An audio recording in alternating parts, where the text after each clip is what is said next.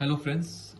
आज हम एक और वीडियो के साथ में आप सबके सामने एक और वीडियो लेके आ रहे हैं जिसका नाम रहेगा, जो वीडियो रहेगा अर्नड लीव के बारे में, ईएल, जिसको शॉर्ट फॉर्म में बोलते हैं। ईएल और ईएल एनकैशमेंट में मैं कोशिश करूंगा समझाने की, अगर वीडियो ज्यादा लंबा ना हो तो ईएल और अर्नड लीव क्या है, मैं ज्यादा समय ना लेके सीधा लीव में जाता हूँ। अच्छा, EL is a part of, बोलते ना, is one of the leave जो है। और भी काफी सारे लीव है जो आने वाले टाइम पे मैं कवर करूंगा। अर्नड लीव के अलावा हाफ पे लीव है, जिसके अगेंस्ट में कंप्यूटर लीव लिया जाता है, जो कि मेडिकल लीव है, जो मैं अगला वीडियोस में एक्सप्लेन करूंगा। एक्स्ट्रा ऑर्डिनरी लीव होता है एक, जो है वेकेशन होते हैं, जो है लीव नॉट ड्यू होता है, स्टडी लीव होता है, जो मैं आपको अच्छे से आगे आने वाले समय में कवर करूंगा।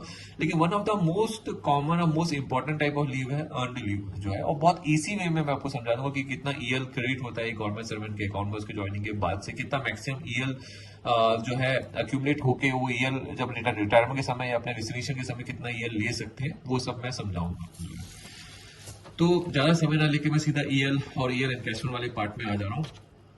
आपको एक समरी में मैं आ जाता हूँ। ईएल टोटल जो मिलता है गवर्नमेंट सर्वेंट को जब वो रिटायर होता है, जो ईएल एनकैशमेंट जो मिलता है वो है 300 ईएल, यानी अर्नड लीव। इस जब भी तो 3 है, मतलब इसके नीचे जितना उसके बैलेंस इकट्ठा होगा वो उसको मिल जाएगा। इसके ऊपर में कभी मतलब 300 में एक 15 एक्स्ट्रा ऐड होके होता रहता है, लेकिन उसके ऊपर एक्स्ट्रा जो है नहीं मिलेगा जो है।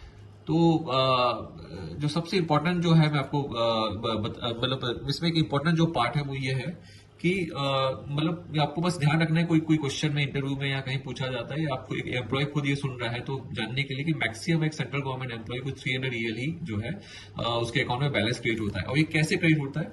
ये हर साल क्रिएट होता है ना। हर साल में दो पार्ट में क्रिएट होता है। एक होता है 1 जनवरी को एंड सेकेंड होता है 1 जुलाई को। अब कितना कितना क्रेडिट होता है? तो 15 डेज, यानी हर साल 1 जनवरी को 15 डेज क्रेडिट होता है, हर साल 1 जुलाई, और उसी के 6 महीने बाद 1 जुलाई को फिर से 15 डेज क्रेडिट होता है। ये आपको ध्यान रखना है। तो टोटल क्रेडिट होता है वो है 30 डेज। टोटल जो है 30 डेज ईएल जो है ईयरली क्रेडिट होता है एक गवर्नमेंट सर्वेंट के अकाउंट, ईएल बैलेंस में अकाउंट में जो है ईयरली क्रेडिट होता है जो है। तो एक ईयरली एक साथ 30 डेज नहीं होता है। 1 जनवरी को आपको याद रखना है 15 डेज, और 1 जुलाई को आपको याद रखना है 15 डेज क्रेडिट होता है जो है। तो ये आप समझ गए। अभी कोई गवर्नमेंट सर्वेंट मान लो मिडिल ऑफ द जो है ईयर में ज्वाइन होता है, यानी कि कोई मान लो कोई फरवरी में ज्वाइन हो रहा है जो है, तो फरवरी मान लो 15 को ज्वाइन हो रहा है, फॉर एग्जांपल फरवरी 15 2024 को कोई एम्प्लॉय ज्वाइन हो रहा है गवर्नमेंट सर्विस में। उस केस में क्या रहेगा? तो मिडिल ऑफ द ईयर, जैसे मिडिल जैसे 1 जनवरी 1 जुलाई को नहीं, मिडिल ऑफ द ईयर में जब कोई ज्वाइन होता है तो उसको ईच कैलेंडर मंथ में, ईच कंप्लीटेड कैलेंडर मंथ में जो है, कैलेंडर मंथ में 15 डेज का, सॉरी 2.5 डेज जो है उसके अकाउंट में क्रेडिट होता है। तो 15 फरवरी को कोई ज्वाइन हुआ तो कैलेंडर मंथ कंप्लीट नहीं हो रहा। कैलेंडर मंथ कंप्लीट हो रहा है एक्चुअल में मार्च से जो है, मार्च 2024 में उसका कैलेंडर मंथ कंप्लीट होगा। तो अब इस दिन मार्च से लेके मार्च, अप्रैल, मई एंड जून, क्योंकि 1 जुलाई को तो 15 दिन सीधा आ जाएगा, लेकिन इस मिडिल ऑफ द सेशन में, 6 मंथली सेशन के जो मिडिल में, यानी मार्च अप्रैल, 4 महीना जो है मार्च अप्रैल मई जून में, उनको पर कैलेंडर मंथ, यानी मार्च कैलेंडर मंथ कंप्लीट होता है आने वाले समय में, तो उनको 2.5 डेज के हिसाब से उनको क्रेडिट उनको अकाउंट में एक झटके में उनके क्रेडिट हो जाएगा। तो फरवरी में जरूर होने वाले आदमी के अकाउंट में जो है एक्चुअली मतलब जब कैलेंडर मंथ कंप्लीट होता रहेगा तो 2.5 डेज क्रेडिट होता रहेगा। तो मार्च 2024 में उसका जो है 2.5 डेज, सेम वैसी अप्रैल मई जून, यानी कि 4 बार ऐसा क्रेडिट होगा। तो ये लगभग उनके अकाउंट में चले जाएगा 8 और ये 9, 10 दिन जो है 10 डेज ईएल उनका क्रेडिट होगा। तो आपको याद रखना, मान लो मार्च में भी वो मिडिल ऑफ मार्च ज्वाइन होता है, तो अप्रैल मई जून इन 3 डेज का उसका अकाउंट में क्रेडिट होगा। अब ये 3 महीने का उसका होता है, मान लो 3 मंथ्स का जो है मिडिल ऑफ द मंथ्स में 7.5 डेज होता है, क्योंकि 2.5 डेज इंटू 3 कर लो तो 7.5 डेज होता है। अब 7.5 डेज ही क्रेडिट होगा। अब जहां ये 0.5 यानी हाफ डे आता है, उसको आपको उसको अगले कंप्लीट दिन में आपको कन्वर्ट करना है, मतलब मानना है। तो ये 7.5 डेज एक्चुअल में 8 डेज रहेगा।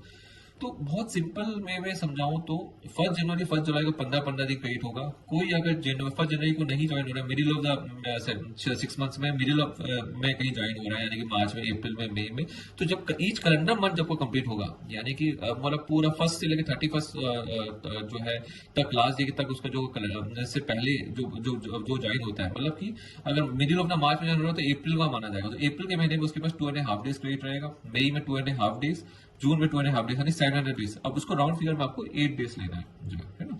उसके बाद 1 जुलाई को 15 डेज हो जाएगा। सेम जो है जुलाई के बाद कोई अगस्त या सितंबर में मिडिल ऑफ द मंथ में ज्वाइन होता है तो भी इसी तरह आपको उसको देखना है, क्रिएट करना है। उसके बाद 1 जनवरी को तो 15 डेज मिल जाएगा।